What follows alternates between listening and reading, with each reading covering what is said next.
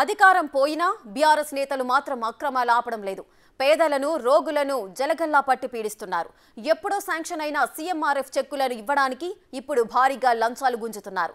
ఎన్నికల ముందు రిలీజ్ అయిన సీఎంఆర్ఎఫ్ చెక్కులను దాచేసిన బీఆర్ఎస్ నేతలు ఇప్పుడు లబ్ధిదారులకు ఫోన్లు చేస్తున్నారు. చెయ్యి తడిపితేనే చెక్ ఇస్తామంటూ క్లియర్ కట్ గా చెప్పేస్తున్నారు. మాజీ మంత్రి హరీష్ రావు పీఎన్ అంటూ చెప్పుకుంటున్న నరేష్ ఇలానే సీఎంఆర్ఎఫ్ లబ్ధిదారుల నుంచి లంచం వసూలు చేస్తూ బిగ్ టీవీ కెమెరాకు రెడ్ హ్యాండెడ్ గా దొరికాడు.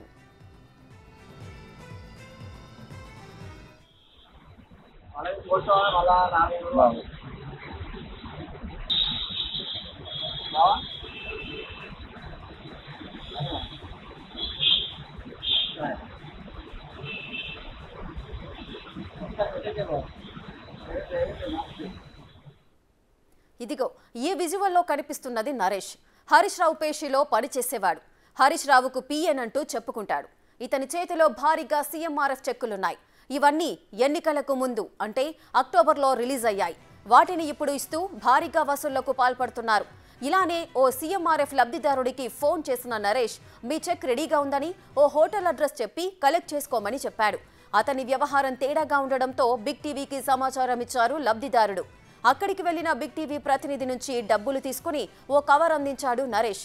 ఆర్థిక శాఖ మంత్రిగా హరీష్ రావు పేరుతో ఉన్న ఆ కవర్లో అందులో కేసీఆర్ పేరుతో రాసిన లెటర్, లబ్ధిదారుడి పేరుతో 60,000 చెక్కున్నాయి.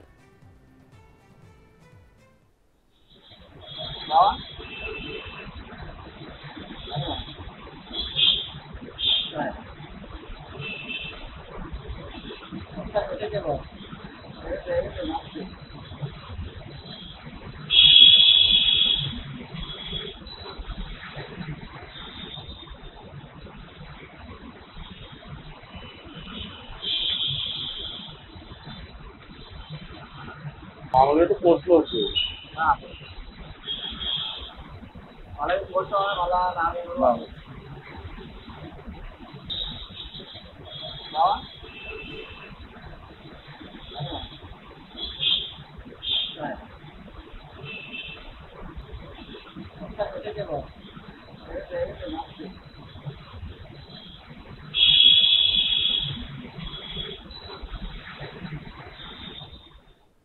పేదలు వైద్య ఖర్చులు భరించలేని వారికి సీఎంఆర్ఎఫ్ నుంచి ఆర్థికంగా సహాయం చేస్తుంటారు.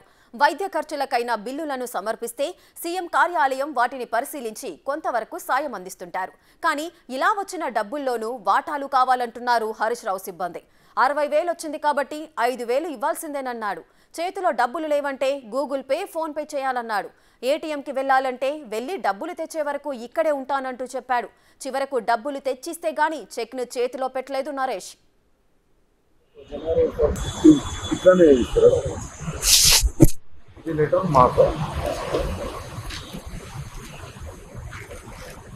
డేటా అయిపోయిన పేమెంట్ అంటే నంబర్తో చేస్తారన్నమాట. ఇది శాంక్షన్ నెంబర్ అన్నమాట. ఆ కోడ్ ఎలక్షన్స్ కోడ్. అవునవును. అందుకే ఎవరికి చెట్లని ఆపేసి లేదండి. మళ్ళీ మీకు డేట్ అయిపోతుందా నేనే పేమెంట్ చేస్తాను. Okay okay. ఎందుకంటే 14 అంటే ఇక్కడ మీకు జనవరి 4 వరకు వ్యాలిడ్ అన్నమాట. మళ్ళీ డేట్ చేంజ్ అయితే మళ్ళీ చేయించుకోవచ్చు. Thank you. చూడండి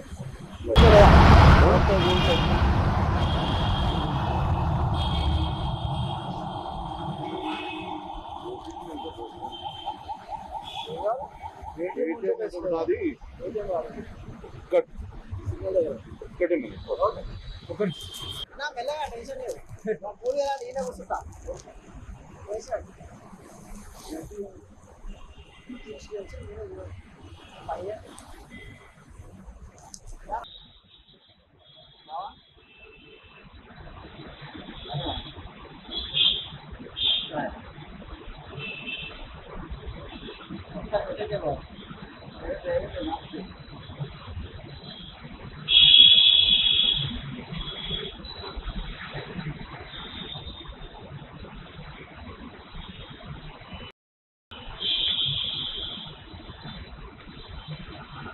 మామూలుగా పోస్ట్లో వచ్చి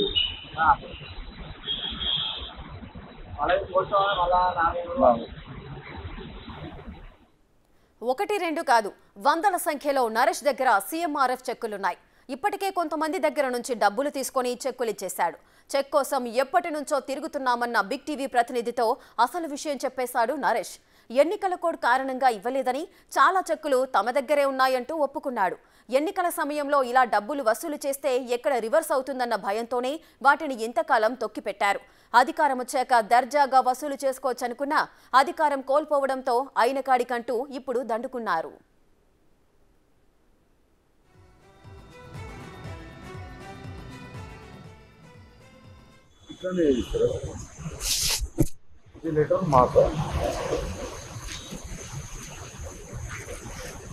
డేట్ అయిపోయినప్పుడు ఏమైతుందంటే నంబర్తో చేస్తారు. ఇది శాంక్షన్ నెంబర్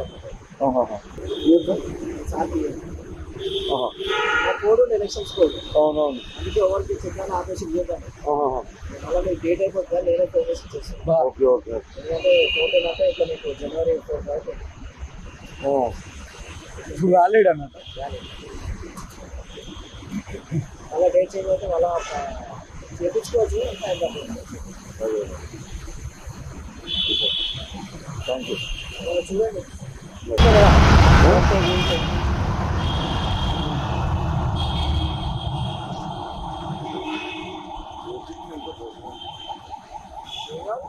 ఏటీఎం ఉంటే బెస్ట్. అది ఒక మెల్లగా టెన్షన్ లేదు. కూలిగా నేనే కూర్చుంటా.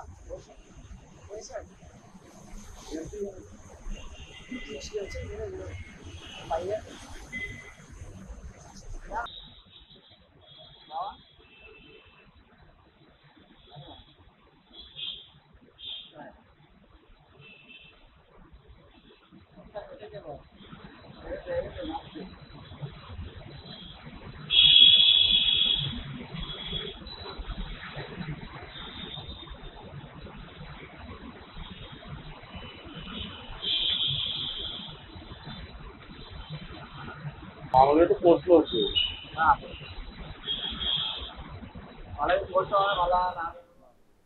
వాస్తవంగా అలాంటి చెక్లు జారీ కాకపోయుంటే ఆరోగ్య శాఖలో హ్యాండ్ ఓవర్ చేయాలి. కానీ వాటిని జాగ్రత్తగా బయటకు తెచ్చేసిన హరీష్ రావు సిబ్బంది ఇప్పుడు లంచాలు దండుకునే పనిలో పడ్డారు. అసలు ఇలా ఎన్ని చెక్కులు హరీష్ రావు టీం దగ్గరున్నాయి, ఎంతమంది నుంచి ఇంతవరకు డబ్బులు వసూలు చేశారో ప్రస్తుత ప్రభుత్వం తేల్చాలంటున్నారు బాధితులు. ప్రాణాపాయ రోగాల నుంచి బయటపడిన వారి నుంచి డబ్బులు పిండుకుంటున్న అక్రమార్కులపై కఠిన చర్యలు తీసుకోవాలంటున్నారు.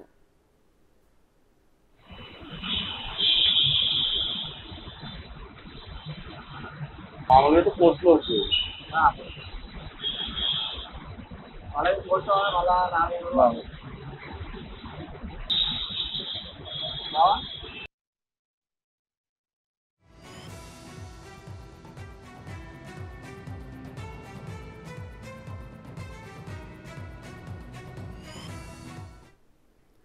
రైట్, ఇక ఆర్థికంగా వెనుకబడిన వారికి అండగా ఉండాల్సిన సీఎంఆర్ఎఫ్ చెక్కులకు సంబంధించి ఆ హరీష్ రావు పి అంటూ చెప్పుకుంటున్న ఆ వ్యక్తి ఏ విధంగా మోసం చేస్తూ లబ్ధిదారుల నుంచి అక్రమంగా డబ్బులు వసూలు చేస్తున్న దృశ్యాలను మనం ఎగ్జాక్ట్గా ఇప్పుడు లైవ్లో చూసాము. అసలు ఏం జరిగింది, ఎంతమంది దగ్గర నుంచి ఈ విధంగా డబ్బులు వసూలు చేశారు, ఈ వివరాలన్నిటి గురించి మా ప్రతినిధి రానా లైవ్లో మనకు అందుబాటులో అందిస్తారు. రైట్ రానా, చెప్పండి అసలు ఏం జరిగింది? నరేష్ అనే వ్యక్తి నిజంగా హరీష్ రావు పిఏనా? ఈ తతంగం అంతా ఏ విధంగా జరిగింది, వివరాలేంటి?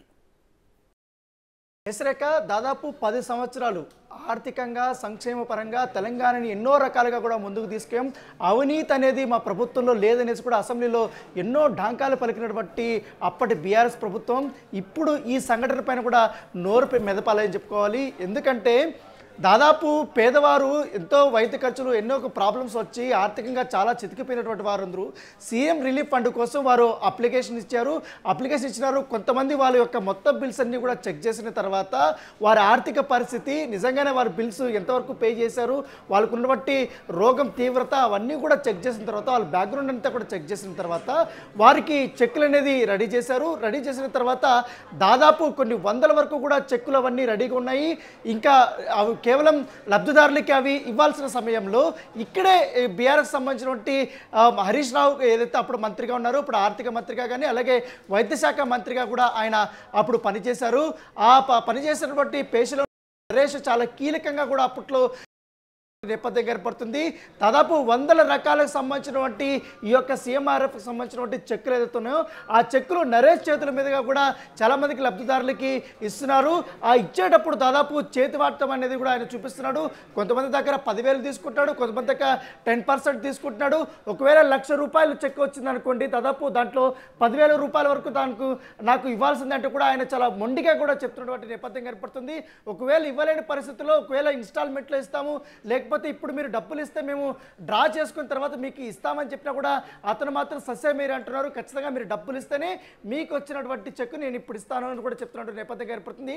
ఇదొక విషయం అయితే, ఆల్రెడీ చెక్కులు వచ్చింది. ఎలక్షన్ కోడ్ ముందుకు దాదాపు ఒక చెక్కు జారీ చేసేటప్పుడు 3 నెలల పాటు సమయం ఉంటుంది. ఆ 3 నెలల సమయంలో వీరు ఎప్పుడైతే శాంక్షన్ అయిందో అప్పుడే లబ్ధిదారులకి ఫోన్ ద్వారా కానీ లేకపోతే పోస్టల్ ద్వారా కానీ వారికి చెక్కులు ఇచ్చేయాలి. కానీ ఆ చెక్కులు ఎవ్వరు కూడా ఇప్పటి వరకు చేరుకోలేదు. అవన్నీ కూడా ఇప్పటి వరకు కూడా నరేష్ చేతి దగ్గరే ఉన్నాయి. ఇంకా అప్పట్లో పనిచేసినటువంటి హరీష్ రావుకు సంబంధించినటువంటి ఆఫీసులన్నీ ఉన్నాయనేసి కూడా మనకు సమాచారం అవుతుంది. నరేష్ కూడా ఇదే ఆ విషయాన్ని చాలా స్పష్టంగా కూడా ఒప్పుకున్నటువంటి నేపథ్యం కనపడుతుంది. ఏదైతే ఎన్నికల సమయం ఏదైతే ఎన్నికల కోడ్ రావడం జరిగిందో అప్పుడు దాదాపు అక్టోబర్ 4వ తారీఖు వీరికి సంబంధించిన చెక్కులు అనేది బయటకు వచ్చాయి. అప్పటి నుంచి కూడా నరేష్ దగ్గర అక్టోబర్ 4 నుంచి కూడా వందలాది CMRF సంబంధించినటువంటి చెక్కులు తన వద్ద ఉంచుకున్నాడు. తర్వాత ఎన్నికల కోడ్ వచ్చింది. ఎన్నికల కోడ్ వచ్చిన నేపథ్యంలో వారికి ఎవరికి కూడా చెక్కులు ఇవ్వలేదు. దాదాపు మళ్ళీ ప్రభుత్వం వచ్చేసి ఎంచక్క కూడా మళ్ళీ అందరికీ ఇచ్చేసి మళ్ళీ దండుకోవచ్చు అనేసి అనుకున్నారు. కాకపోతే ఎప్పుడైతే ప్రభుత్వం మారిందో తర్వాత ఈ సమయం మించిపోతుంది. లబ్ధిదారులకి ఈ యొక్క చెక్కులు అయితే ఇప్పటి వరకు అందించలేదు. కాకపోతే లబ్ధిదారులు అప్పటి వరకు కూడా అనేక ఫోన్లు చేశారు. చాలా వరకు కూడా మా యొక్క అప్లికేషన్ ఎంతవరకు వచ్చింది, మాకు ఇప్పటి వరకు కూడా ఈ సీఎం రిలీఫ్ ఫండ్ నుంచి డబ్బులు వస్తాయని చెప్పారు, అది ఎంతవరకు వచ్చింది, ఆ చెక్కులు ఎక్కడ ఉన్నాయి అనేది సంబంధిత అధికారులకు పదే వాళ్ళు కాళ్ళెరిగేలా కూడా చెప్పులెరిగేలా కూడా వాళ్ళు తిరగడం జరిగింది. కానీ వారికి మాత్రం ఎటువంటి రెస్పాన్స్ లేదు. మా 1 వీక్లో వస్తుంది, 2 డేస్లో వస్తుంది, 1 డేలో వస్తుంది, ఈ రకంగా చెప్పుకుంటూ వచ్చారు. కానీ అసలైన చెక్కులు ఎవరి దగ్గర వచ్చాయి, ఎవరి దగ్గర ఉన్నాయి, ఎవరు దీన్ని డిస్ట్రిబ్యూట్ చేస్తున్నది, ఎవరు ఈ చెక్కులు డిస్ట్రిబ్యూట్ చేయాల్సి ఉంది, అది మాత్రం ఇప్పటివరకు ఎవరు చెప్పలేదు. కానీ లబ్ధిదారులకు ఇక్కడే డౌట్ వచ్చింది. ఏదైతే బిగ్ టీవీ దగ్గరికి ఒక లబ్ధిదారుడు వచ్చాడు, ఒక బాధితుడు వచ్చాడు, ఈ రకంగా నాకు ఫోన్ వచ్చింది, CMRFకి సంబంధించినటువంటి చెక్కులు మీకు ఇస్తున్నాము, మీరు లబ్ధిదారు మీకు ఇంతవరకు డబ్బులు శాంక్షన్ అయింది, మీరు వచ్చి తీసుకోండి అని కూడా చెప్పారు. పలానా చోటుకు వస్తే నేను అక్కడికి ఇస్తానని చెప్పాడు. అక్కడ మాకు భయంగా ఉంది, ఇక్కడ ఏదో తేడాగా ఉంది, కొత్త ప్రభుత్వం వచ్చింది, వీళ్ళకి ఏ రకంగా చెక్కులు వీళ్ళు వచ్చారు, ఒకవేళ చెక్కులు తీసుకోవాలనుకుంటే ఎక్కడన్నా వైద్య ఆరోగ్య శాఖ సంబంధించినటువంటి శాఖలో అన్నా తీసుకోవాలి, లేకపోతే సెక్రటేరియట్ దగ్గర తీసుకోవాలి, లేకపోతే సీఎంకి సంబంధించినటువంటి ఆఫీస్ నుండే మేము తీసుకోవాలి, అధికారులు మాకు అఫిషియల్గా కూడా ఇస్తారు, లేకపోతే అధికారులు శాంక్షన్ చేసినటువంటి ఈ యొక్క చెక్కులన్నీ కూడా మేము ఇచ్చినటువంటి అడ్రస్ ప్రకారము ఆ అడ్రస్కి పోస్టల్ ద్వారా కూడా వస్తాయి కదా, మరి ఈయనేంటి ఎక్కడికంటే అక్కడికి పిలుస్తున్నాడు, పిలిచి నేను పలానా చోటున్నాను, మీరు అక్కడికి వస్తే మీ చెక్కు మీరు తీసుకోవచ్చు అంటూ కూడా చెప్తున్నాడంటే మాకు అందుకే డౌట్ వచ్చిందనేసి కూడా వారు బిగ్ టీవీని ఆశ్రయించడం జరిగింది. అసలు ఏం జరిగింది నిజంగానే అనుకున్నట్టుగానే, ఎందుకంటే ప్రభుత్వం ఎక్కడైనా కూడా ఒక చెక్కు రిలీజ్ చేయాలని కూడా చాలా అనేక కోణాల్లో కూడా ఆలోచించి చాలా పారదర్శకంగా అందరికీ నిజమైనటువంటి లబ్ధిదారులకు మాత్రమే వాళ్ళు ఏదైనా ప్రభుత్వం నుంచి ఇచ్చేటువంటి అన్ని సదుపాయాలు కానీ సంక్షేమ పథకాలకు సంబంధించిన డబ్బులు కానీ అన్ని రకాలుగా కూడా వాళ్ళు అందిస్తుంటారు. వీళ్ళేంటి చెక్కులు పట్టుకొని ఊరంతా తిరుగుతున్నారు, సిటీల్లో అక్కడికి రమ్మంటున్నారు, ఈ హోటల్కి రమ్మంటున్నారు, ఆ బేకరీకి దగ్గర రమ్మంటారు అనేసి కూడా ఈ యొక్క లబ్ధిదారుడికి ఒకరికి డౌట్ వచ్చి అప్పుడు బిగ్ టీవీకి ఫోన్ చేశారు. సార్ నాకు ఇలా ఫోన్ వచ్చింది, వీరిని నమ్మొచ్చా నమ్మకూడదా నాకు అర్థం కావట్లేదు, నిజంగానే నాకు హాస్పిటల్కి సంబంధించినటువంటి ఇంతవరకు నాకు బిల్ అయింది, ఆ బిల్లుకి సంబంధించిన కొంతలో కొంత మేర కన్నా సీఎం రిలీఫ్ ఫండ్ నుంచి వస్తే నా కుటుంబానికి నాకు కానీ కొంతమన్నా సాంత్వన దొరుకుతుంది అనే ఉద్దేశంతో కూడా నేను ఆశతో ఎదురు చూస్తున్నాను. ఇప్పుడు నాకు ఫోన్ వచ్చింది, నేను వెళ్ళొచ్చా, నేను తీసుకోవచ్చా, అది నిజమైనటువంటి లేకపోతే ఎవరైనా ఫేక్ చేస్తున్నారా, నన్ను మోసం చేయాలని చూస్తున్నారా అనేది అనేక క్వశ్చన్స్ కూడా ఆ లబ్ధిదారుడు బిగ్ టీవీని అడగడం జరిగింది. అయితే బిగ్ టీవీకి వచ్చినటువంటి లబ్ధిదారుడు వచ్చినటువంటి అన్ని డీటెయిల్స్ కూడా మేము తీసుకున్నాము. అతను ఎప్పుడు హాస్పిటల్లో జాయిన్ అయ్యారు, అతను సబ్మిట్ చేసినటువంటి బిల్స్ సంబంధించినటువంటి జిరాక్స్లు అవన్నీ కూడా మేము పరిశీలించాము. పరిశీలించిన తర్వాత ఏ నెంబర్ నుంచి కాల్ వచ్చింది, ఎప్పుడు మీరు అప్లై చేశారు, వీళ్ళకి ఎప్పుడు కన్ఫర్మేషన్ వచ్చింది, మీకు సర్టన్ అమౌంట్ ఇంతవరకు మీకు లబ్ధిదారుడికి ఇంత మీకు మొత్తం ప్రభుత్వం నుంచి ఇంత శాంక్షన్ అయింది అనేది అమౌంట్ ఎంతవరకు వచ్చినది కూడా మొత్తం మెసేజ్ అంతా కూడా చూసుకున్న తర్వాత ఎగ్జాక్ట్గా మేమే రంగంలో దిగి అసలు ఏంటి తతంగము, ఎందుకంటే కొత్త ప్రభుత్వం వచ్చింది. కొత్త ప్రభుత్వం వచ్చిన తర్వాత పాత ప్రభుత్వానికి సంబంధించిన ఒక మంత్రి పేషీలో పనిచేసినట్టే ఒక వ్యక్తి ఏ రకంగా ఇంత పెద్ద మొత్తంలో వందలాది చెక్కులు తన జ్యోతిలో పెట్టుకొని తన సంకలో పెట్టుకొని ఊరంతా తిరుగుతూ పట్టి పంచుతున్నాడు. ఏంటిది? దీని వెనకాల పెద్ద కుట్ర ఉంది. ఖచ్చితంగా ఇది వసూళ్లకు తెరలేపుతున్నారు. గత 10 సంవత్సరాల నుంచి కూడా అనేక రకాలుగా కోణాల్లో కూడా వీళ్ళు వసూళ్లకు పాల్పడ్డారు. కాబట్టి ఈ రకమైన వసూళ్లు ఇంకా పాల్పడుతున్నారా, నిజమేనా అనేది కూడా బిగ్ టీవీ రంగంలో దిగింది. అక్కడికి వెళ్ళాము. అక్కడికి వెళ్ళిన తర్వాత ఎగ్జాక్ట్గా నరేష్ వచ్చాడు. నరేష్ వచ్చిన తర్వాత ఇన్ని చెక్స్ సంబంధించిన ఫైల్స్ తీసుకొని వచ్చాడు. వచ్చిన తర్వాత మమ్మల్ని పరిచయం చేసుకుంటూ పరిచయం తర్వాత ఒక ఏదో మెట్టు కూడా దగ్గర ఉన్నటువంటి ఒక హోటల్ పరిసర ప్రాంతంలో ఒక బేకరీ ఉంది. ఆ బేకరీ దగ్గర వెళ్ళి కూర్చున్నాము. కూర్చున్న తర్వాత నాతో పాటు లబ్ధిదారుడు వచ్చాడు. లబ్ధిదారుడు వచ్చి నరేష్తో మాట్లాడారు. తర్వాత బిగ్ టీవీ కానీ మేము కూడా మాట్లాడడం జరిగింది. ఏంటి నరేష్ గారు ఏంటి అని అంటే అప్పుడు ఆయన ఒక దీని నుంచి ఒక కవర్ నుంచి ఒక కవర్ తీసి పెట్టాడు. ఎన్వెలప్ కవర్ బయటకు తీసి వైట్ కవర్, దానిపైన చాలా క్లియర్గా ఉంది హరీష్ రావు పేరు మీద ఉంది. హరీష్ రావు పేరు ఉంది. రెవెన్యూ, ఫైనాన్షియల్ రెవెన్యూ, అలాగే హెల్త్కి సంబంధించిన మొత్తం ఆయన ప్రొఫైల్ అంతా దాంట్లో ఉంది. ఆయన ఫోటో కూడా ఉంది.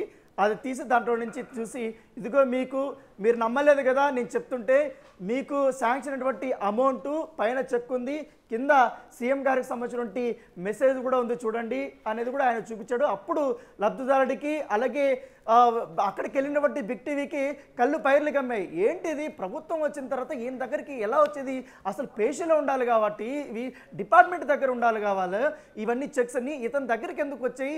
ఎందుకు ఇతను ఇంత స్వేచ్ఛగా తిరుగుతున్నాడు? నిజంగానే ఇతను ఇంకా పేషీలో కొనసాగుతూనే ఉన్నాడా, లేకపోతే ఎక్కడి నుంచి ఈ చెక్కులన్నీ తీసుకొచ్చాడు? ఒకవేళ తస్కరించాడా, లేకపోతే ఆ పేషీలో పనిచేసినటువంటి డిపార్ట్మెంట్కి సంబంధించినటువంటి అధికారులు ఇతనికి ఇంత పెద్ద మొత్తం ఎలా ఇచ్చారు చెక్కులు?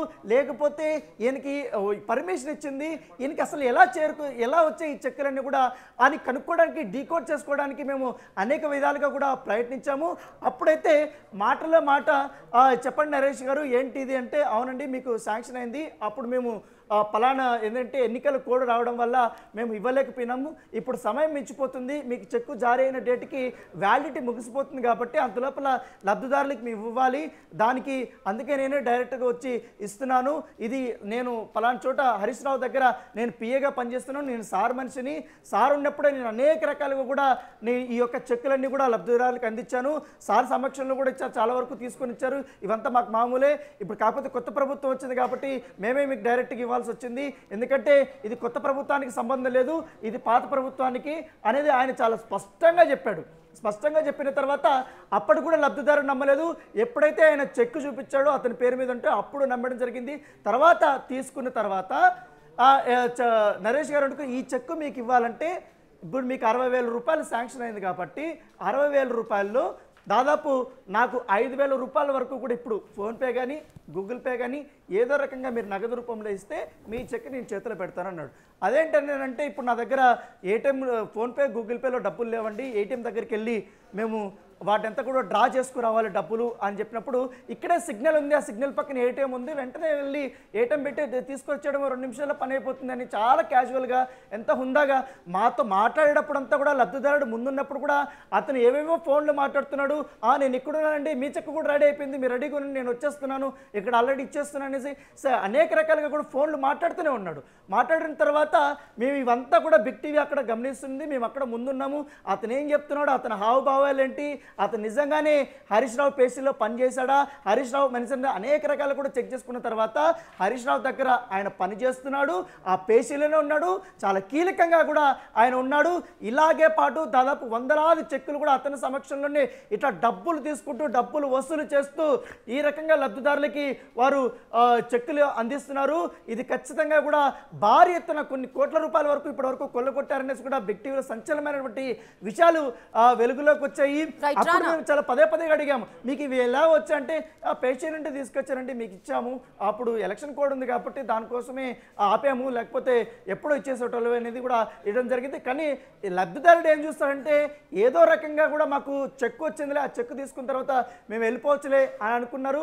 మేము కూడా లబ్ధిదారుని ఎక్కడ కూడా డిస్టర్బ్ చేయలేదు, ఎందుకంటే మనం కొంచెం లోతుగా వెళ్తే ఆ చెక్కు కానీ లబ్ధిదారుడికి ఇవ్వకపోతే అతను ఇన్ని రోజులు పడినటువంటి కష్టం కానీ అనేక లక్షలు కూడా ఇప్పటికే హాస్పిటల్కి పెట్టాడు, అతని అతనికి కుటుంబ సభ్యులకి చాలా ఇబ్బందికరమైన పరిస్థితి ఉంది కాబట్టి ఆ కొంతమైన డబ్బులు ఇప్పుడు వచ్చినా కూడా అతనికి కొంచెం ఆర్థిక పరంగా కొంచెం స్టెబుల్గా ఉంటాడు, ప్రాబ్లం లేకుండా ఉంటాడు, మనశ్శాంతిగా ఉంటాడనే ఉద్దేశంతో కూడా మేము కూడా అక్కడ ఎటువంటి ఎక్కువగా మోర్ క్వశ్చన్స్ కూడా వేయలేకపోయాం. కానీ తర్వాత ఆయన చాలా క్లియర్గా చెప్పుకుంటాడు, నేను పిఏ హరీష్ రావు పిఏని, నేను హరీష్ రావు పిఏ దగ్గరే ఉంటాను, సార్ దగ్గరే ఉన్నాను, ఇగో నా చెక్కులన్నీ ఉన్నాయి, సార్ సంబంధించినటువంటి మొత్తం లెటర్ ప్యాడ్స్ చూడండి, అన్ని రకాలు చూడండి, నా దగ్గర నుంచే పనులు జరుగుతాయి అని చాలా స్పష్టంగా చెప్పాడు. సో ప్రభుత్వం మారిపోయింది, ఆల్రెడీ ఎలక్షన్లో ఓడిపోయారు.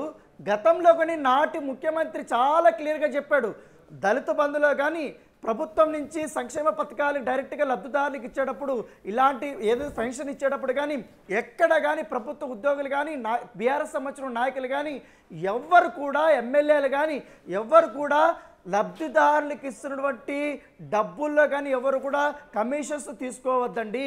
దళిత బంధులో చాలా మందికి 10 లక్షలు దళిత బంధు ఇస్తున్నాం కాబట్టి వాటిలో కూడా 2 లక్షల రూపాయల వరకు కమిషన్ తీసుకుంటున్నారనేసి నా దృష్టికి వచ్చిందనేసి అప్పుడు సాక్షాత్ అప్పుడు ముఖ్యమంత్రి కేసీఆరే అప్పుడు అందరికీ చెప్పిన నేపథ్యంలో అప్పుడు అంత నిక్కచ్చిగా ఉన్నాడు, అప్పుడంత వార్నింగ్ ఇచ్చాడు, అందరూ చాలా పారదర్శకంగా ఉండాలని కూడా చెప్పారు. కానీ అనేక రకాల హరీష్ రావు అయితే ఇంకా ప్రతి ఒక్క ప్రోగ్రాంలో కానీ మా ప్రభుత్వం అవినీతి రహితంగా ఉంది, అభివృద్ధిని తీసుకెళ్ళిపోయాం, ఎక్కడికో తెలంగాణని ప్రపంచవ్యాప్తంగా తీసుకెళ్ళాం, మేము చేసినటువంటి అభివృద్ధి మీరు చూడండి, గతంలో కాంగ్రెస్ ప్రభుత్వం ఏం చేసింది, అనేక క్వశ్చన్స్ చేశారు. ఇవాళ కూడా అసెంబ్లీలో అనేక క్వశ్చన్స్ చేశారు, మేము చూసినటువంటి అభివృద్ధి చూడండి కళ్ళకు కనపడుతుంది కదా అని చెప్పారు. చెప్పండి కూడా చెప్పడం జరిగింది. కానీ ఇప్పుడు మనం చూపిస్తున్న బిగ్ టీవీ చూపిస్తున్నాం, సాక్ష్యం చూపిస్తుంది, రెడ్ హ్యాండెడ్గా మీ పేషి నీ పక్కన ఉన్నటువంటి వ్యక్తి హరీష్ రావు గారు ఆయన భారీ స్థాయిలో వసూళ్లకు పాల్పడ్డాడు. ఇప్పటి వరకు వందలాది చెక్కులు ఇంకా ఆయన దగ్గరే ఉంది, ఇప్పటికూ ప్రభుత్వం దృష్టికి కూడా ఇంకా వెళ్ళలేదు. ఆయనకి అసలు ఎలా వచ్చాయి ఈ చెక్కులు, ఎవరిచ్చారు, డిపార్ట్మెంట్లో అతనికి సహకరించింది ఎవరు, ఇంకా ఆల్రెడీ కొత్త మంత్రి వచ్చినప్పుడు మంత్రికి సంబంధించినటువంటి విషయాలన్నీ ఆ శాఖకి అందే కూడా చూస్తారు కాబట్టి ఆ మంత్రికి సంబంధించినటువంటి మొత్తం కనిసరణలో జరగాలి, అధికారులన్నీ కూడా చూసుకోవాలి. అలాని కాకుండా మీరు డిపార్ట్మెంట్లో ఈ చెక్కులు ఇవ్వకుండా ఆ చెక్కులు అక్కడ సబ్మిట్ చేయకుండా లబ్ధిదారులకు ఇవ్వలేనప్పుడు ఖచ్చితంగా వారు శాంక్షన్ అయినప్పుడు వారు తీసుకోలేనప్పుడు డిపార్ట్మెంట్లో ఆ చెక్కులు అనేది ఉండాలి. కానీ ఆ చెక్కులు అక్కడ లేకుండా ప్రైవేట్ వ్యక్తికి ఎలా వస్తుంది? మీ వ్యక్తి మీతో పనిచేసినటువంటి వ్యక్తి మీ పేషలో ఉన్న కీలకంగా ఉన్నటువంటి వ్యక్తి ఎలా తీసుకెళ్ళారు, ఎలా ఇంతమందికి పంచుతున్నారు అనేది కూడా ఒక క్వశ్చన్ మార్క్ గా ఉంది. రైట్ రానా, ఒక్క విషయం చెప్పండి, ఆ నరేష్ అనే వ్యక్తి ఎవరైతే ఉన్నారో ఆయన సీఎంఆర్ఎఫ్ చెక్కులు ఆయన దగ్గర 1 కాదు 2 కాదు కొన్ని వందల సంఖ్యలో కూడా చెక్కులు ఉన్నాయి. అయితే ఇప్పటికే కొంతమంది దగ్గర నుంచి డబ్బులు వసూలు చేశారని కూడా చెప్తున్నారు. మీరు ఎగ్జాక్ట్ గా అక్కడే ఉన్నారు, ప్రత్యక్షంగా మీరు చూశారు. ఆయన ఏ లెవెల్లో అంటే ఎంత డిమాండింగ్ గా, పర్లేదు ఆ సిగ్నల్ దగ్గర ఉంటుంది, ఏటీఎం వెళ్ళి తీసుకొచ్చి ఇచ్చేయండి అంటే మనం అర్థం చేసుకోవచ్చు. సో ఎంత మంది దగ్గర నుంచి ఆయన డబ్బులు వసూలు చేశాడు, ఎంత ఈజీగా చెప్పాడు. సో ఒక సీఎంఆర్ఎఫ్ రిలీఫ్ ఫండ్ కు సంబంధించి ఒకవేళ అప్లై చేసుకోవడానికి ఎన్నో కండిషన్స్ ఉంటాయి. సో వాటన్నిటిని అధిగమించి బాధితులు అక్కడికి వెళ్ళి అప్లై చేసుకొని తిరిగి వాళ్ళ దగ్గరికి డబ్బులు రావాలి అంటే మళ్ళీ వాళ్ళకి లంచాలు ఇవ్వాల్సిన పరిస్థితి నెలకొంది. సో ఈ విధంగా బాధితులు ఎంతమంది ఉన్నారు మనం చూడొచ్చు. ఇప్పుడు ఒక్క బాధితుడే ముందుకొచ్చాడు, కానీ ఇంతకు ముందు కూడా ఎంతో మంది బాధితులు ఆయన బారిన పడిన వాళ్ళు ఉన్నారు. సో వాళ్ళంతా ఎందుకు ఇప్పటి వరకు ఒక్క కంప్లైంట్ కూడా రైజ్ చేయలేదు? ఇప్పుడిప్పుడే ఒక్కొక్కరు బాధితులందరూ కూడా బయటకు వస్తున్నారు. ఏదైతే మాకు ప్రభుత్వం నుంచి అఫీషియల్గా పోస్టల్ ద్వారా నుంచి కానీ లేకపోతే ఆ సంబంధిత శాఖకు సంబంధించినటువంటి అధికారి నుంచో కానీ లేకపోతే లోకల్గా ఉన్న ఎంఐఎల్ నుంచి కానీ లేకపోతే మంత్రి నుంచి కానీ తీసుకోవాల్సినటువంటి చెక్కులు ఒక ప్రైవేటు వ్యక్తి ఇలా బయటకు వచ్చి డబ్బులు తీసుకొని లంచం డిమాండ్ చేసుకుంటూ డబ్బులు ఇచ్చినంత వరకు కూడా చెక్ అయినటువంటి ఆ వ్యక్తికి ఎలా వచ్చాయి ఏదనేది ప్రభుత్వం మీద ఖచ్చితంగా కూడా ఈ రకమైనటువంటి వారు కుట్ర వీళ్ళు వసూలు పాల్పడుతూ ఆ నెపం ప్రభుత్వం మీద నెట్టాలనే ఉద్దేశంతో కూడా వీళ్ళు ప్లాన్ చేసి ఉండొచ్చు అనేది కొంతమంది బాధితులు వారు అభిప్రాయపెట్టారు. వాళ్ళందరూ కూడా బిగ్ టీవీ దగ్గరికి వస్తున్నటువంటి నేపథ్యం అయితే కనపడుతుంది. దీనిపైన ఖచ్చితంగా హరీష్ రావు స్పందించాలనేసి కూడా ఇతరకు సంబంధించినటువంటి ప్రతిపక్షాలందరూ కూడా డిమాండ్ చేస్తున్నటువంటి నేపథ్యం అయితే కనపడుతుంది. ఎందుకంటే కేవలం 60,000 రూపాయలకే 5,000 రూపాయల వరకు లంచం తీసుకుంటున్నారు. ఇందులో దాదాపు సీఎం రిలీఫ్ ఫండ్ లిమిట్ 2 లక్షల వరకు ఉంటుంది. కొంతమంది 2 లక్షల వరకు కూడా చెక్కులు శాంక్షన్ అయినటువంటి ఉన్నాయి. వాళ్ళ దగ్గర నుంచి 10% దాదాపు 20,000 రూపాయల వరకు తీసుకుంటారు. కేవలం ఈ యొక్క మొత్తం డబ్బులంతా కూడా ఈ నరేష్ తీసుకుంటున్నాడా, లేకపోతే ఆ పేషీలో పనిచేసినట్టే ఇంకా ఎవరికన్నా కూడా డబ్బులు ఇస్తున్నాడా, ఎంతవరకు కూడా వీళ్ళు సంపాదించారు? ఇంకా నరేష్ దగ్గర దాదాపు 100,000 వరకు చెక్కులు ఉన్నాయి కాబట్టి అతనిపైన ఖచ్చితంగా కూడా పోలీసులు చర్యలు తీసుకోవాలి. మొత్తం ప్రభుత్వం కూడా దీనిపైన ఎంక్వైరీ చేయాలి. గత 5 నెలల నుంచి కూడా ఎన్ని సీఎంఆర్ఎఫ్కి సంబంధించినటువంటి చెక్కులు బయటకు వెళ్ళాయి, ఎవరు దాన్ని లబ్ధిదారులకు అందించారు, ఎవరి ద్వారా వీరికి వెళ్ళాయి, గత ఇది ఎన్నికల కోడ్ ముగిసిన తర్వాత ఎన్ని చెక్కులు జారీ అయ్యి ఎన్ని చెక్కులు డ్రా చేశారు అనేది ఒకటి వస్తే మాత్రం ఒక క్లారిటీ వస్తుంది. ఇప్పటి వరకు కూడా నరేష్ అందించినటువంటి డబ్బు అందించాడా, లేకపోతే డిపార్ట్మెంట్ అందించిందా, లేకపోతే ఇంకెవరు అందించారా? ఇప్పుడైతే రెడ్డి హ్యాండెడ్గా నరేష్ దొరికిపోయాడు కాబట్టి అతను ఇప్పటికే దాదాపు గతంలో పేషీలో పనిచేసినప్పుడు ఇతరకు సంబంధించిన వర్కుల కోసం వచ్చినప్పుడు భారీ స్థాయిలో డబ్బులు వసూలు చేశారు, డబ్బులు డిమాండ్ చేశారు అనేది కూడా అనేక మంది కూడా బిగ్ టీవీ దగ్గరకు వచ్చారు. కాకపోతే ఏదైనా మన ప్రూఫ్స్ ఉంటేనే మనం చూపెట్టాలి కాబట్టి ఇప్పుడు రెడ్ హ్యాండ్గా మన ప్రూఫ్స్ ఉన్నాం, ప్రూఫ్స్తో పెట్టుకొని మనము ఈ రోజు ఈ యొక్క న్యూస్ ని బ్లాస్ట్ చేసినట్టు నేపథ్యం కనపడుతుంది. రేఖ రైట్ రానా, అదే విధంగా సిటీలోని కొన్ని హోటళ్లను వాళ్ళు సెలెక్ట్ చేసుకున్నారు. ఆ హోటళ్లలోనే ఈ సీఎంఆర్ఎఫ్ కి సంబంధించిన చెక్కుల దందా అయితే కొనసాగుతున్నట్లుగా అయితే మనకు సమాచారం ఉంది. సో దీన్ని బట్టి హోటళ్లను ఎందుకు వాళ్ళు టార్గెట్ చేశారు, ఈ హోటల్ కి సంబంధించి ఏమైనా ఇన్ఫర్మేషన్ ఉందా? వాళ్ళు పెద్ద పెద్ద హోటల్స్కి రమ్మట్లేదు, కేవలం బేకరీస్ కానీ లేకపోతే చిన్న చిన్న హోటల్స్ కానీ జనాభా కొంచెం తక్కువ ఉన్నటువంటి ప్లేసెస్ దగ్గరికి మాత్రమే ఈ నరేష్ ఫోన్ చేసి చెప్తున్నాడు. పైగా లబ్ధిదారుడు వచ్చేటప్పుడు లబ్ధిదారుడితో పాటు ఎవరన్నా వస్తున్నారా, అతను అనుమానాస్పదంగా ఉన్నాడా, లేకపోతే ఎంతమంది వస్తున్నారు, అతను ఒక్కడే వస్తున్నాడా, ఏ రకంగా వస్తున్నాడు, అన్ని రకాలుగా ఒక దూరం నుండి ఒక చెక్ చేసుకున్న తర్వాత లబ్ధిదారుడు వచ్చి కూర్చున్న తర్వాత మళ్ళీ ఒక 5 నిమిషాలకి వచ్చి నరేష్ వచ్చి కూర్చుంటాడు. నరేష్ వచ్చి కూర్చొని ఓకే ఇతనే లబ్ధిదారుడు అనేసి రూఢీకరించుకున్న తర్వాత అతనితో మాటలు కలిపి ప్రూఫ్స్ చూపించి అప్పుడు చెక్ ఇచ్చి డబ్బులు తీసుకొని వెళ్తున్నాడు. వాటి నేపథ్యం కనపడుతుంది. సో దీనిపైన ప్రభుత్వం చాలా సీరియస్ అవుతుంది. దీనిపైన ఎంక్వైరీ కూడా వేస్తామని ప్రభుత్వం కూడా చెప్తున్నది. దీనిపైన పూర్తి స్థాయిలో కూడా దర్యాప్తు చేసి కఠిన చర్యలు తీసుకోవాలనేసి కూడా ప్రభుత్వం భావిస్తుంది. ఇప్పటికే దీనిపైన ఇటు ప్రతిపక్షాలు కూడా ఈ రకమైనటువంటి దందా చేస్తున్న వారిని కూడా కఠినంగా శిక్షించాలనేసి కూడా వారు కూడా చెప్తున్నటువంటి నేపథ్యంలో ఇప్పటికే ప్రభుత్వానికి కూడా చెప్పిన నేపథ్యంలో ఒక పక్క అసెంబ్లీ సెషన్స్ కూడా నడుస్తున్నాయి. ఈ వ్యవహారాన్ని అంత తేలిగ్గా తీసుకోకూడదు అనేసి కూడా ప్రభుత్వం భావిస్తుంది.